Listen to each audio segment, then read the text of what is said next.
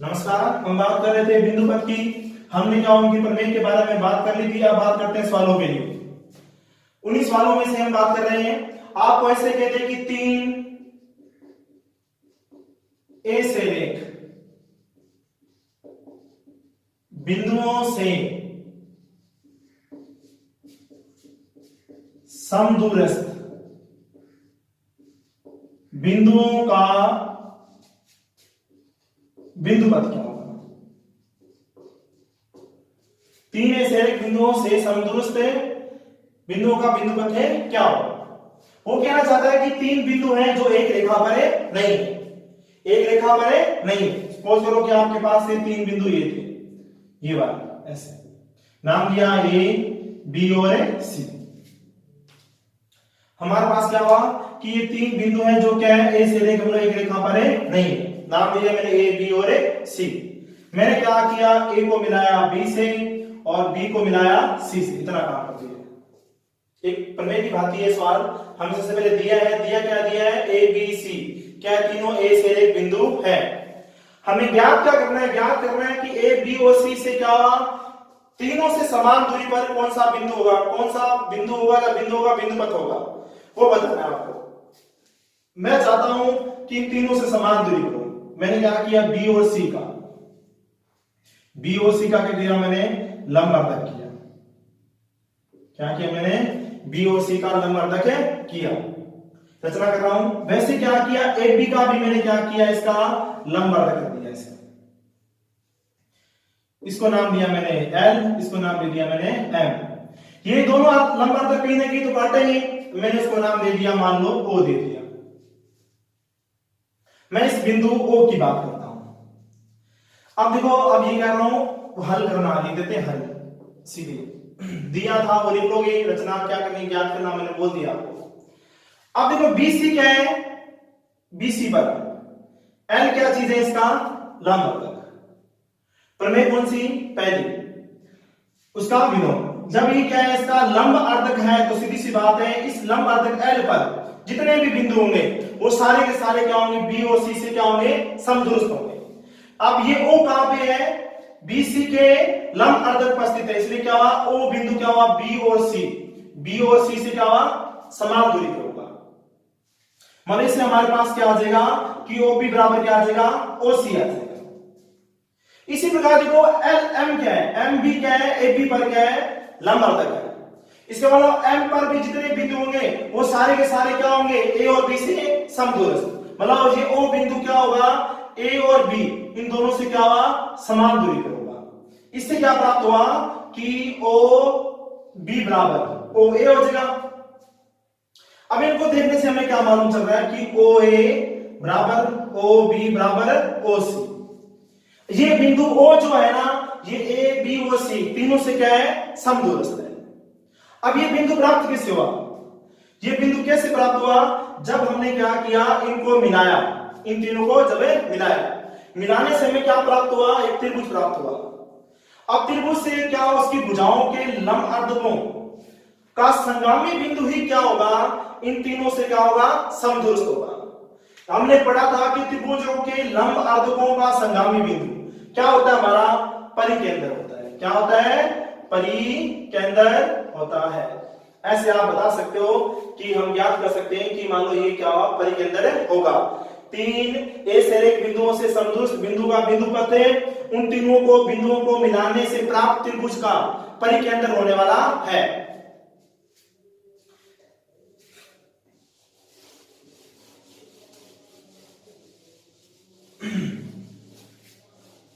इसी कड़ी में देखो अच्छे सवाल है तीनों हमने जो पढ़े।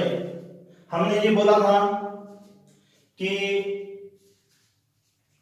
लंब के अंदर यानी तीनों जो लंब होते हैं हमारे शीर्ष लंब होते हैं, फिर कह सकते हैं कि भुजाओं के लंब अर्धक होते हैं या फिर कोणों के अर्धक होते हैं। वो तीनों क्या होते हैं, एक ही बिंदु से गुजरते हैं, मतलब संगामी होते हैं। अब वो सिद्ध करके दिखाते हैं कि संगामी होते हैं या फिर नहीं होते। पहला हमारे पास ये हो जाए कि सिद्ध कीजिए कि त्रिभुज के तीनों लंब अर्धक, तीनों भुजाओं के लंब अर्धक, तीनों भुजाओं के लंब अर्धक ठीक है, लंब अर्धक संगामी होते हैं। क्या होते हैं? संगामी होते हैं। पहले इस लोग की सिर्फ क्या करना है, वो कहना चाहता है कि एक त्रिभुज है ऐसे ए बी और सी। अब हमारे पास तीन भुजाएं हैं, तीनों भुजाओं पर मैंने क्या किया, लंब अर्धक किए। तीनों भुजाओं के लंब अर्धक मैंने जो किए वो तीनों एक ही बिंदु से गुजरते हैं। हमें ये सिद्ध करके दिखाना है, जिसे हम बोलते थे परिघ के अंदर, वो सिद्ध करके दिखाना क्या तीनों एक ही बिंदु से गुजरते हैं या फिर नहीं। अब ये तो हमें दिया हुआ था, वो लिखना अपने आप। फिर उसके बाद सिद्ध करना है, सिद्ध करना है। क्या सिद्ध करना है कि लंब अर्धक क्या होते हैं, संगामी होते हैं। लंब अर्धक क्या होते हैं, संगामी होते हैं। ये सिद्ध करके दिखाना है। अब देखो, उसके बाद मैंने क्या किया, रचना की। रचना में मैंने क्या किया, कोई भी दो भुजा लो आप, कोई भी दो भुजा ले लो। जैसे मैंने यहां बीसी और दूसरी ले लेता हूं, मान लो एसी ले लेता हूं। इन दो की क्या करता हूं, लंब अर्धक खींचता हूं। इसका लंब अर्धक खींचा मैंने, मान लो ये वाला, इसको नाम दिया एल, और इसका भी लंब अर्धक खींचा, उसको नाम दिया मैंने एम। अब ये लंब अर्धक खींची तो फिक्स है कि ये दोनों कहीं की तो काटेंगे, उसको नाम दे दिया मैंने ओ दे दिया। ठीक है, हमने क्या किया कि एल और एम में क्या किया, बीसी और एसी के लंब अर्धक खींचे, जो परस्पर कहां करते हैं, प्रतिच्छेद ओ पर प्रतिच्छेद करते हैं। ये क्या है, लंब। फिर क्या कि मैं ये सिद्ध करना चाहता हूं कि अब ये इसका जो अर्धक होगा वो भी कहां से गुजरता है, ओ से गुजरता है। अगर मैं ऐसा कर दूं कि यहां से मैंने क्या किया, ओ से डाल दिया लंब, ओ से क्या डाल दिया मैंने, लंब डाल दिया। अब मैं इसी को सिद्ध कर देता हूं, नाम दिया, चलो मान लो इसको नाम देता हूं ओ, इसको नाम दे दिया मैंने, मान लो डी, जब पी देता हूं फिर पी क्यू, इसको नाम दे दिया मैंने आर। ओ आर मैंने क्या डाल दिया, इस पर लंब डाल दिया। मैं ये सिद्ध कर देता हूं कि ओ आर क्या है, लंब अर्धक है। तो अपने आप क्या हो जाएंगे, तीनों एक बिंदु से गुजरने वाले हो जाएंगे। फिर बोल रहा हूं, सवाल को समझेंगे कि हमें दिया हुआ था कि तीन बिंदु है या त्रिभुज है। त्रिभुज को हमें सिद्ध करके दिखाना था कि तीनों भुजाओं पर लंब अर्धक खींचे, वो एक ही बिंदु से गुजरते हैं। हमें ये सिद्ध करके दिखाना था। हमने रचना कर ली कि बीसी और एसी का लंब अर्धक तो कहां से गुजरता है, ओ से गुजरता है। अब हमें ये सिद्ध करके दिखाना है कि एबी का लंब अर्धक भी कहां से गुजरता है, ओ से गुजरता है। दो तो फिर से की मान ली ओ से गुजरते हैं। अब ओ से मैंने क्या डाल दिया, इस पर लंब। ये ओ आर लंब तो है, हम सीधे ये कर देते हैं ये लंब अर्धक है। क्या है, लंब अर्धक है। उसके लिए देखो आप पहले देखो ध्यान से, आप करते हैं उपपत्ति। अब देखो ध्यान से कि इसकी बात करते हैं एल वाले की। एल क्या है, बीसी पर लंब अर्धक है। आपने पढ़ी थी क्या 10वें क्रम की विलोम से कि इन दोनों बिंदुओं को मिलाने वाले रेखाखंड पर लंब अर्धक क्या होता है कि लंब अर्धक पर जितने भी बिंदु होंगे वो सारे के सारे क्या होंगे, इन दोनों से समदुरुस्त होंगे। अब देखो एल पर कौन है, ओ है। ये ओ बिंदु क्या होगा, बी और सी दोनों से क्या होगा, समदुरुस्त होगा। एल क्या है, एल बीसी का लंब अर्धक है। ठीक है, एल पर ओ अस्तित्व है। अब वो प्रमेय कौन सी, 10.1 का विलोम स्थित है, जो बी व सी से क्या होगा, समदुरुस्त होगा, समदुरुस्त होगा। ठीक, इससे हमारे पास क्या हो गया कि ओ बी बराबर है ओ सी हो गया। ठीक है, आप दूसरी बात करते हैं। आप करना चाहो तो देखो आप ध्यान से कि अब की बात लेता हूं मैं, कौन सा लंब अर्धक है, एम की बात करता हूं। अब एम क्या है, एसी पर लंब अर्धक है। अब एम पर कौन है, ओ स्थित है। वापिस ओ क्या होगा, ए और सी से क्या होगा, समदुरुस्त होगा। इसलिए क्या हो गया आपके पास है कि ओ, आप चाहिए लंब ना खींचते तो भी कर सकते थे, आगे देखते हैं। देखो फिर देखो ओ क्या होगा, ए और सी से क्या होगा, समदुरुस्त हो जाएगा। तो ए ओ बराबर क्या हो गया, ओ सी हो गया। अब इन दोनों को देखने से मालूम चला कि ओ ए बराबर क्या हुआ, ओ बी बराबर क्या हुआ, ओ सी प्राप्त हो गया, है ना। आप कह सकते हो कि ये वाली दूरी इसके बराबर हो गई, तो ये वाली दूरी अपने आप क्या होगी, इसके बराबर हो गई। अब देखो ये ओ बिंदु जो होगा, जो ओ बिंदु होगा, अब देखो ये दूरी इससे क्या हुआ, समान दूरी, मतलब कह सकते हैं ए और बी से समान दूरी पर कौन है, ओ है। अब देखो हम जानते थे, हमने पढ़ी थी 10.1 में पहली की इन दोनों बिंदुओं से समदूरस्थ बिंदु का बिंदु पथ क्या होता है, वो कहां से गुजरता है, इन दोनों को मिलाने वाले रेखाखंड के लंब पर होता है। किस पर होता है, वो लंब होता है। अब वही बात हुआ कि ये वाला जो बिंदु ओ होगा वो किस पर स्थित होगा, ए बी के लंब पर भी स्थित होगा। फिर बोल रहा हूं देखो, ये वाली इसके बराबर होगी तो ये वाली इसके बराबर होगी, ये वाली इसके बराबर होगी, इसका मतलब क्या हुआ, ये बिंदु जो ओ है ए और बी से क्या हो गया, समदूरस्थ हो गया। ए और बी से क्या हो गया, समदूरस्थ। हमने वो पढ़ी थी ना कि ए और बी था, इससे क्या हुआ, समान दूरी पर कोई बिंदु से यहां पी क्यू आर लिए थे, यहां ले लिया मैंने ओ। तो ये वाला जो बिंदु होगा किस पर होगा, इन दोनों को मिलाने वाले रेखाखंड पर क्या होगा, लंब अर्धक होगा। इसलिए क्या हुआ कि ये वाला जो बिंदु है ओ, ये किस पर होगा, ए बी के लंब अर्धक पर भी स्थित होगा। जबकि हम जानते हैं ओ बीसी के लंब अर्धक पर भी है, एसी के लंब अर्धक पर भी है, और ओ के हमने सिद्ध कर दिया कि ए बी के लंब अर्धक पर भी स्थित है। इसका मतलब ओ क्या है, तीनों के लंब अर्धकों पर स्थित है। अर्थात ये कह सकते हैं कि त्रिभुज के तीनों लंब अर्धक क्या होते हैं, संगामी होते हैं, जो हमारे को क्या प्राप्त हुआ, ओ प्राप्त हुआ। ऐसे आपको भाषा के रूप में लिखना पड़ेगा।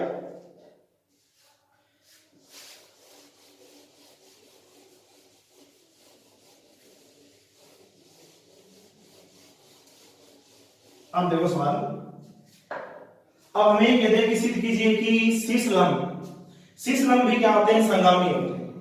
शीर्ष लंब भी क्या होते हैं, संगामी। अब इनको करने का तरीका कैसा होता है कि शीर्ष लंब को सिद्ध करने के लिए हम क्या करते हैं कि दो प्रमेय तो हमारे पास है, कभी कभी हम अंत्य केंद्र या फिर केंद्र इनका सहारा भी ले सकते हैं। जैसे हम ये सिद्ध करना चाहते हैं, सिद्ध कीजिए कि लंब शीर्ष लंब संगामी होते हैं। शीर्ष लंब क्या होते हैं, संगामी होते हैं। ये सिद्ध करके दिखाना है। मान लो आपके पास ये त्रिभुज ऐसे, चलो चित्र बड़ा बनने वाला है। मान लो आपके पास ये एक त्रिभुज है, हमें ये सिद्ध करके दिखाना है कि इस त्रिभुज के तीनों शीर्ष लंब, इस नाम दिया ए बी और सी। अब इन तीनों से शीर्ष डाल रहा हूं, शीर्ष लंब डाल रहा हूं, यहां पे मैंने इस पर लंब डाल दिया, इसको नाम दिया डी। वैसे क्या कि यहां से भी मैंने क्या डाला, इस पर लंब डाल दिया ऐसे, इसको नाम दे दिया मैंने ई। और यहां से डाला मैंने इस पर लंब, इसको डाल दिया मैंने सी एफ। हमें सिद्ध करके दिखाना है कि ये तीनों क्या कौन कौन से, ए डी बी ई और सी एफ, ये तीनों क्या है, एक ही बिंदु से गुजरते हैं। ये हमें पता है कि लंब है। अब देखो ये तो हमें दिया हुआ था, अब उसके बाद सिद्ध करना है। सिद्ध करना है, क्या सिद्ध करना है कि A D B E C F क्या है, संगामी है। क्या है, संगामी, मतलब एक ही बिंदु से गुजरते हैं। फिर देखो रचना कर रहा हूं जो बहुत ही कीमती है इस वाले के लिए। मैंने क्या किया, बीसी के समांतर, बीसी के समांतर, बीसी के समांतर ए से गुजरने वाली रेखा खींची मैंने ऐसे। क्या हुआ, बीसी के समांतर, ठीक है। इस रेखा को नाम दे दिया, मान लो मैंने एल दे दिया। समांतर रेखा एल खींची। इसी प्रकार क्या किया मैंने, अब की बात ए बी के समांतर, एपी के समांतर एम रेखा, एपी के समांतर मैंने क्या किया, ये मैंने इसकी समांतर रेखा खींच दी। इसको नाम क्या दिया मैंने, एम दे दिया, ठीक है। उसी प्रकार क्या हुआ, उसके बाद मैंने एसी के समांतर क्या हुआ, एन रेखा खींची ऐसे, ठीक है। अब ये तीनों आपस में काट रही है, उनको नाम दे दिए मैंने पी क्यू आर दे दिया। इस मान लो इसको दे दिया पी क्यू और आर दे दिया, ठीक है। ये हमारे पास एक नया त्रिभुज बन गया। अब ध्यान से देखो आप कि ए डी लंब है किस पर, बीसी पर। क्या हुआ हमारे पास से बी ए डी लंब है किस पर है, बीसी पर। अब उसके बाद उससे पहले हमें एक चीज और करनी पड़ेगी, देखो ध्यान से, हमें समांतर से सिद्ध करना पड़ेगा, कोई इलाज है नहीं। अब देखो ध्यान से कि ये वाली इसके पूरे क्या है, समांतर है, तो ये वाला इसके समांतर भी होगा। हमें क्या मालूम है कि बी सी समांतर है किसके, पी आर के, तो बी सी समांतर होगा किसके, ए आर के। जब ये वाला पूरे के समांतर, तो आधे के भी क्या होगा, समांतर होगा। हमें पता नहीं आधा है क्या है, वो बाद में बात करते हैं। इसी प्रकार देखो आप कि ए बी समांतर है किसके, क्यू आर के, तो ए पी समांतर होगा किसके, सी आर के। जब ये वाला पूरे के समांतर है, तो इसके छोटे भाग के जब बड़ा हो, छोटे भाग से भी क्या होगा, समांतर हो गई होगा। अब आप देखो चतुर्भुज कौन सा, चतुर्भुज की बात कर रहा हूं मैं, ए बी सी आर में, ए बी सी आर में हमारे को क्या प्राप्त हो रहा है, बी सी समांतर है ए आर के, और ए बी समांतर है किसके, सी आर के। इसका मतलब इस चतुर्भुज में इसकी आमने सामने की भुजाएं क्या हुआ, समांतर है। अब जिस चतुर्भुज की आमने सामने की समुख भुजाएं समांतर होती हैं, वो क्या होता है, एक समांतर चतुर्भुज होता है। इसका मतलब क्या हुआ, ए बी सी आर एक समांतर चतुर्भुज होगा। जब ये समांतर चतुर्भुज है, तो सीधी सी बात है, बी सी किसके बराबर हो जाएगा, ए आर के। इसलिए बी सी बराबर क्या हो जाएगा, ए आर। इसी प्रकार जब इसी प्रकार हम ये लेते कि ये वाली इसके बराबर होती, इसी प्रकार क्या होता, हमारे पास क्या आया था, बी सी बराबर क्या आता, ए पी आया था। जब मैं क्या लेता, ये वाला समांतर चतुर्भुज लेता, तो ये वाली इसके बराबर, ये वाली इसके बराबर। इसका मतलब क्या, ए क्या है, पी आर का मध्य बिंदु है। तो यहां से क्या प्राप्त हुआ कि ए पी आर का मध्य बिंदु है। फिर देखो आप, अब वो जो स्टार्टिंग में लिखा था मैं कि ए डी लंब है किस पर, बीसी पर, तो यानी कि ए डी लंब है किस पर, पी आर पर भी होगा।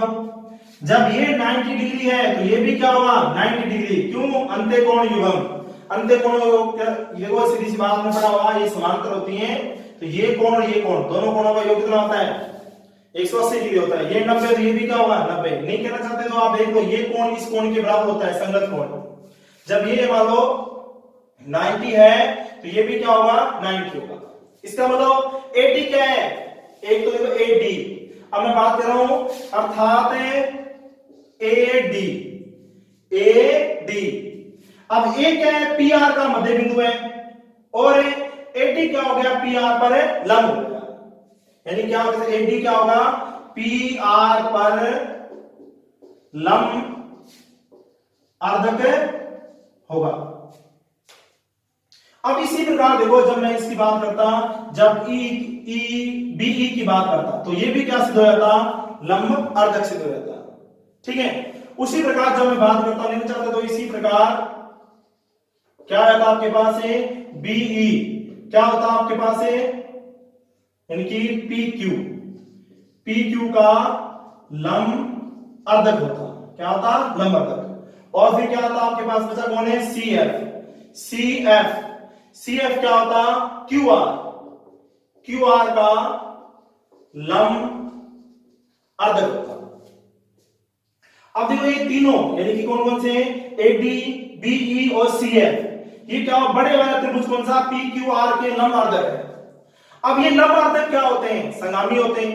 जबकि हम जानते हैं कि देखो कौन कौन से हमारे पास, देखो ध्यान रखना कि यहां त्रिभुज पी क्यू आर के लंब अर्धक कौन कौन से, एडी, बीई, सीएफ है। जबकि हम जानते हैं लंब अर्धक तो क्या होते हैं, संगामी होते हैं।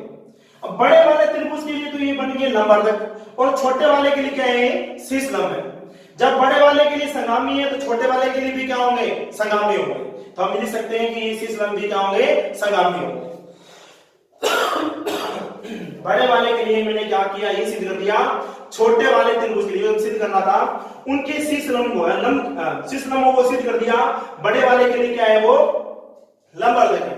लंब अर्धक क्या होते हैं, संगामी होते हैं, ये तो मालूम है। से लंब अर्धक संगामी है तो क्या हुआ, हमारे पास से शीर्ष लंब भी क्या हो जाएंगे, संगामी हो जाएंगे। दोनों सेम ही तो है। वो भाषा आप लिख लेना।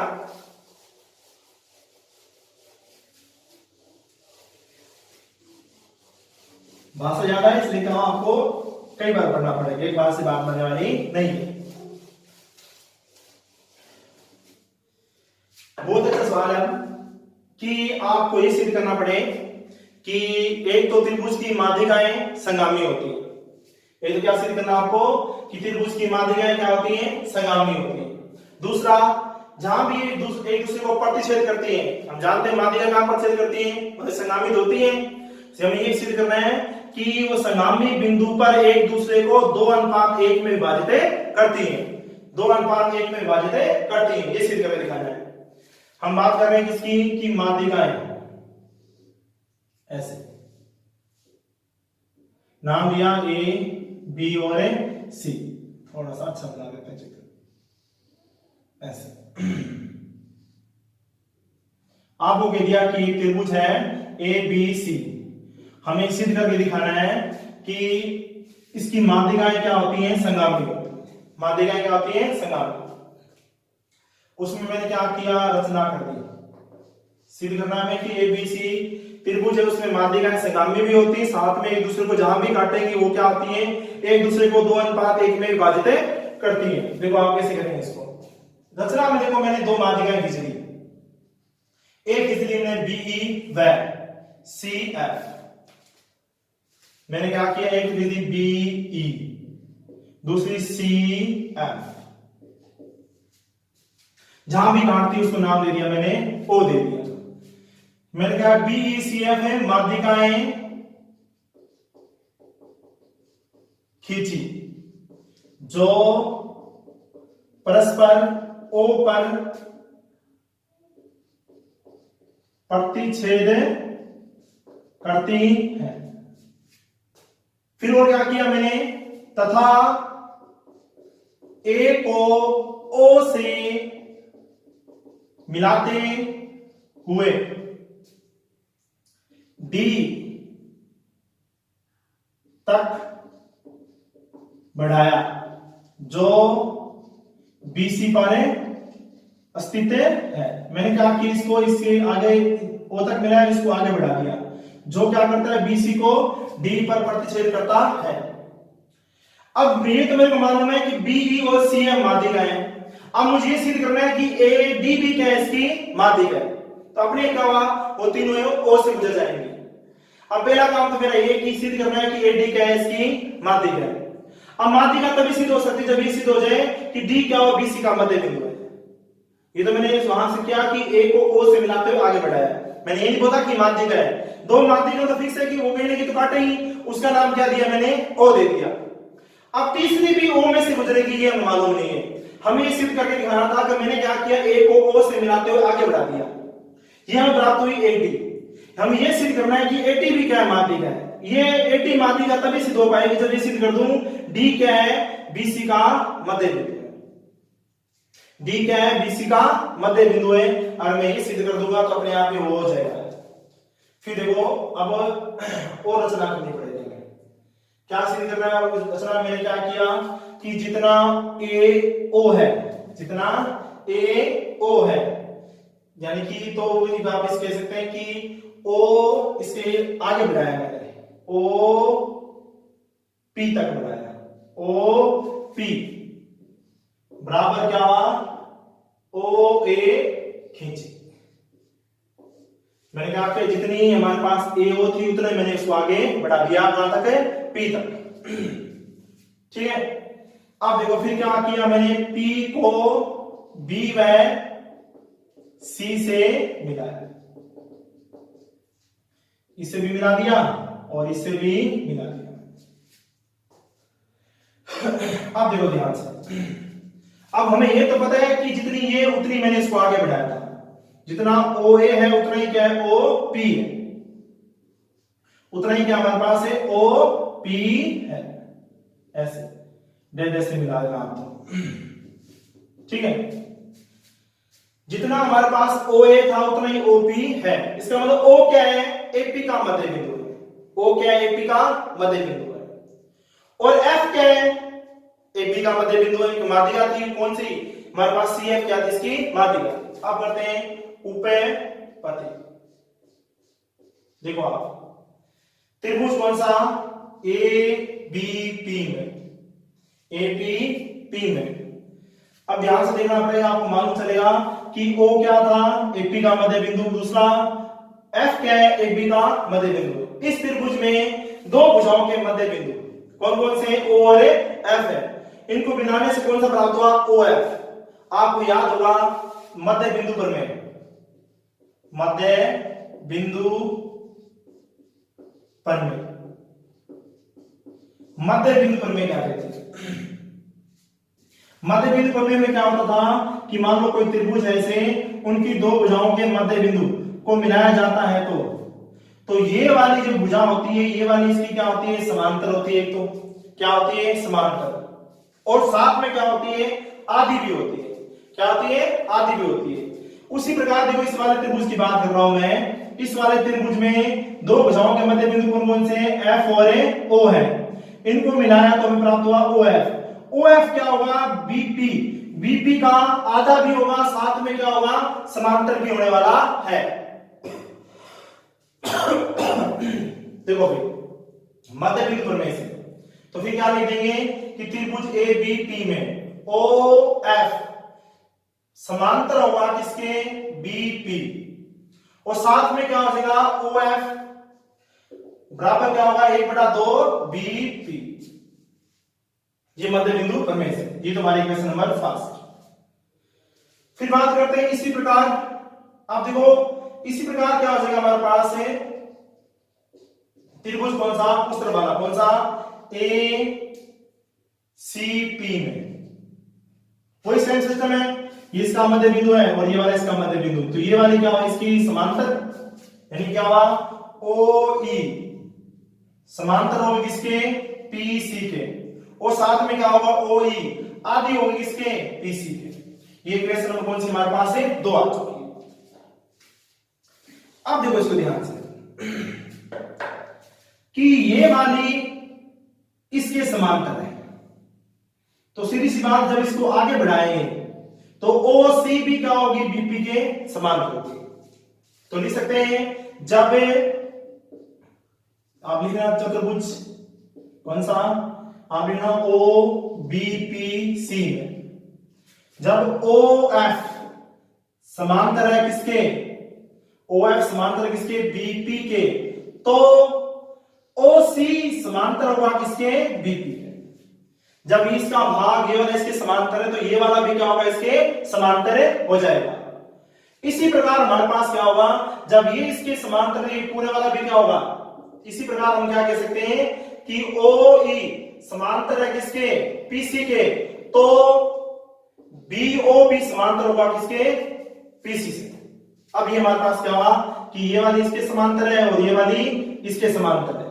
तो इस चतुर्भुज में क्या हुआ, इसकी सम्मुख भुजाएं क्या होगी, समांतर होगी। इसलिए क्या हो गया कि चतुर्भुज OBPC एक समांतर चतुर्भुज होगा। सही है। अब ये समांतर चतुर्भुज बन गया। अब हम जानते हैं समांतर चतुर्भुज के विकर्ण परस्पर क्या करते हैं, समद्विभाजन करते हैं। तो हम ये लिख सकते हैं कि BD बराबर क्या होगा, DC। लिख सकते हैं कि BD बराबर क्या लिख सकते हैं, DC। क्यों लिखेंगे, लिख देना कि समांतर चतुर्भुज के विकर्ण परस्पर समद्विभाजित करते हैं। इसका मतलब क्या हुआ, D BC का मध्य बिंदु है, इसलिए AD क्या होगी, माध्यिका है।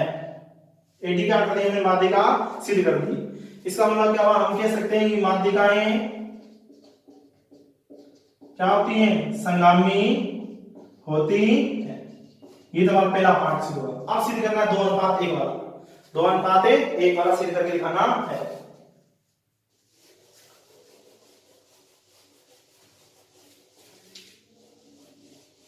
अब सिद्ध करना है 2:1, मतलब जहां भी आपस में काटती हैं, मतलब जैसे मान लो ये वाला 2 है, नीचे वाला भाग क्या होगा 1, ये 2:1 में सिद्ध करके दिखाना है।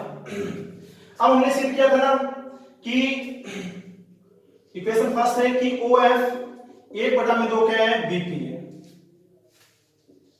है ना। फिर हमने देखा था कि OBP में ये एक समान त्रिभुज हो गया था, इसलिए ये वाला इसकी क्या हो गई थी, बराबर हो गया था। इसका मतलब हम लिख सकते हैं कि OF बराबर, अब BP किसके बराबर है, OC के, तो 1/OC सही है। तो फिर हमारे पास क्या आया, देखो OC बटा में OF, ये 2/में क्या आ जाएगा 1, यानी हम कह सकते हैं OC अनुपात OF क्या होगा हमारे पास 2:1 हो जाएगा, सही ना। फिर बोल रहा हूं देखो ये वाला क्या था, इसका आधा था, अब ये वाला किसका है, इसके बराबर है। जब ये मान लो कह सकते हैं ये वाला इसका आधा है, तो इसकी जगह मैंने ये लिख दिया, अपने आप क्या आ गया, आपके पास है 2:1 आ गया। इसी प्रकार बाकी भी सारे के सारे क्या हो जाएंगे, 2:1 में हो जाएगा।